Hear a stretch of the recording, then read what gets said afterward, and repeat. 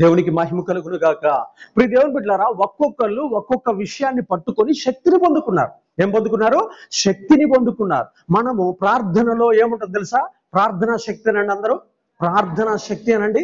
ప్రార్థనా శక్తి. ఇక్కడ మనం ప్రార్థన ప్రార్థన ప్రార్థన అంటాం కానీ తప్పది. ప్రార్థనలో శక్తి ఉంది. ఏముందండి? ప్రార్థనలో శక్తి ఉంది. ఉపవాసం అనకూడదు, ఉపవాసంలో శక్తి ఉంది.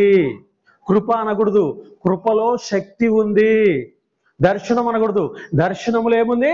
శక్తి ఉంది. అయితే మన చుట్టే చాలా విషయాలు ఉన్నాయి, వాటిలో ఉన్న శక్తి మనకు అర్థం కావట్లేదు. చూద్దాం బైబిల్లో. దేవునికి మహిమ ఘనత. 2 దినవృత్తాంతాల గ్రంథము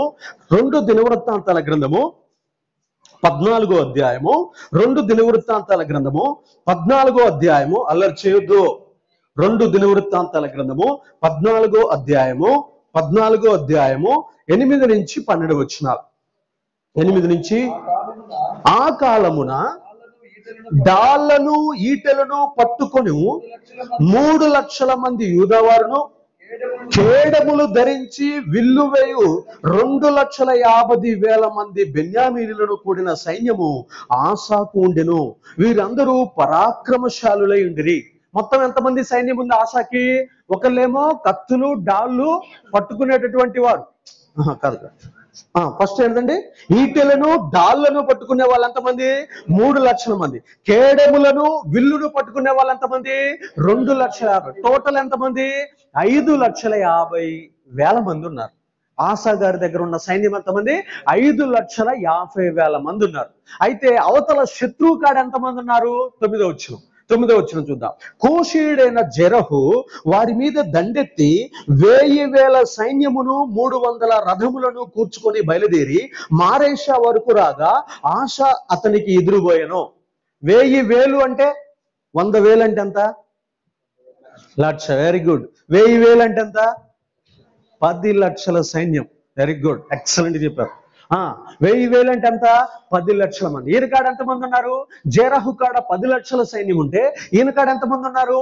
5,50,000 మంది ఉన్నారు. అప్పుడు ప్రార్థన చేస్తున్నాడు ఆస. చదవండి కింద. ప్రార్థనలోంచి శక్తి ఎలా వస్తుందో చూపిస్తాను. తర్వాత చూడండి ప్రియ దేవుని బిడ్డలారా, 10వ వచనం. వారు మారేషా నొద్ద జఫత అను పల్లపు స్థలమందు పంక్తులు తీర్చి యుద్ధం కలపగా ఆసా తన దేవుడైన యెహోవాకు మొర్రపెట్టి, యెహోవా, విస్తారమైన సైన్యము చేతులు ఓడిపోకుండా బలము లేని వారికి సహాయం చేయుటకు నీ కన్నా ఎవరునూ లేరు. మా దేవా యెహోవా, మాకు సహాయం చేయము. నిన్నే నమ్ముకొని ఉన్నాము. నీ నామమును బట్టి ఈ సైన్యమును ఎదిరించుటకు బయలుదేరి ఉన్నాము. యెహోవా, నీవే మా దేవుడవు. నరమాత్రులను నీ పైన జయమందనీయకమని ప్రార్థింపగా యెహోవా ఆ కూషీలను ఆశా ఎదుటను యూదావారి ఎదుటను నిలవనీయక వారిని ముత్తినందున వారు పారిపోయిరే. కూడా చెప్పలు గట్టిగా గట్టి కొట్టాలి. గట్టి కూడా. హల్లెలూయా. ఎంతమంది? అవతల శత్రువుకి ఎంతమంది ఉన్నారు? 4,50,000 మంది ఎక్కువ జనాలు ఉన్నారు. ఇప్పుడు రెట్టింపు జనాభా వాళ్ళ మీద ఒక్కింత జనాభా ఉన్నవాడు గెలుస్తారా? గెలవలేరు. కానీ ఇప్పుడు ఏం చేసిండు? ఇక్కడ మధ్యలో ఏం చేసిండు? ఒక శక్తిని వాడుకున్నాడు. ఏం చేసిండు ఆశా గారు? ఒక ప్రార్థనలో ఉన్న శక్తిని దింపాడు. చెప్పాలి, గట్టిగా చెప్పాలి. ప్రార్థనలో నుంచి దేన్ని తీసుకొని వచ్చాడు? శక్తిని దింపాడు. ప్రార్థనలో సైన్యములో ఉన్న శక్తి కన్నా దేంట్లో శక్తి ఉందని చెప్పాడు? ప్రార్థనలో శక్తి ఉందని చెప్పినప్పుడు ఆకాశంలోంచి యెహోవా వారిని కూషీయులను మొత్తగా వారందరూ పారిపోయిరి. ఆశ అక్కడ ఏం చేసిండు? కత్తి పట్టుకుని యుద్ధం చేసిండా? ప్రార్థన చేసిండా?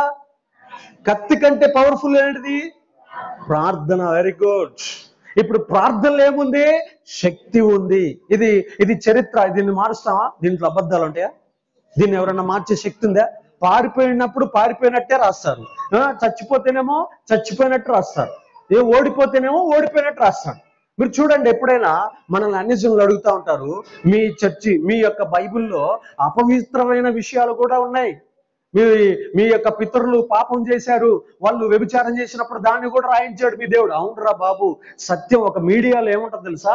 సత్యం ఏం జరిగిందో చరిత్రలో దాన్ని రాయాలి, కల్పితాలు రాయకూడదు. ఆ అబద్ధం ఆడితే అబద్ధం ఆడటం రాయాలి, వ్యభిచారం చేస్తే వ్యభిచారం చేసినాడని రాయాలి, మోసం చేస్తే మోసం చేశాడని రాయాలి. మా దేవుడు సత్యవంతుడు. దావీదు నిజంగా వ్యభిచారం చేశాడు కాబట్టి దావీదు గురించి రాశాడు. దావీదు తనకు ప్రియుడు కాబట్టి దాన్ని చెరిపివేసి అబద్ధం రాయాల మా దేవుడు సత్యవంతుడు కాబట్టి జరిగింది జరిగినట్టు రాశాడు. అదే మీరేం చేస్తారు, ఒక చోట మాంసం తిన్నాడని రాస్తాడు, ఒక చోట మాంసం తినలేదని రాస్తాడు. ఒక ఆయనకి 1000 మంది పెళ్లిళ్ళు 1000 మందిని చేసుకున్నాడు అంటాడు, ఒకసారి ఏమో 2 చేసుకున్నాడు అంటాడు. అన్ని అబద్ధాలు, కల్పితాలు. అవసరానికి ఒక అబద్ధం రాస్తారు గ్రంథాల్లో.